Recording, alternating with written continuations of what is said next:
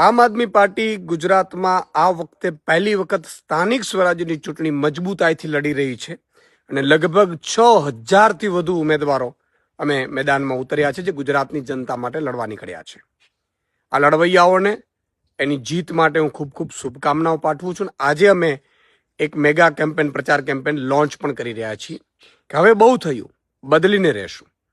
સાથે સાથે મિત્રો આ 6000 જેટલા ઉમેદવારો ઊભા કર્યા છે આમ આદમી પાર્ટીએ અને આમ જનતામાંથી ઊભા કર્યા છે.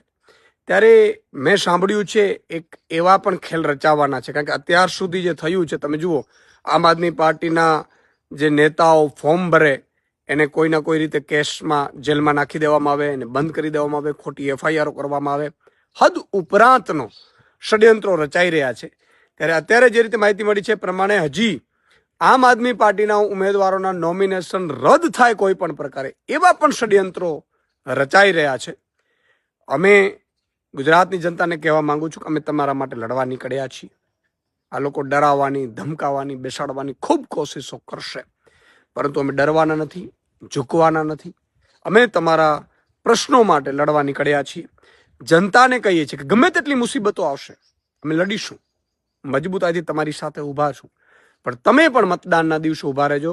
આમ આદમી પાર્ટીનું જ્યાં જ્યાં ઝાડુ છે ત્યાં તમે જ્ઞાતિ, જાતિ, ધર્મ બધું ભૂલીને તમારી પોતાની પાર્ટી માટે ઝાડુ બટન દબાવજો એવી હું વિનંતી કરું છું. અને જનતા પોતે જ ચૂંટણી લડી રહી છે, ગુજરાતની જનતા લડી રહી છે. આમ આદમી પાર્ટી માત્ર વ્યવસ્થાનો ભાગ છે.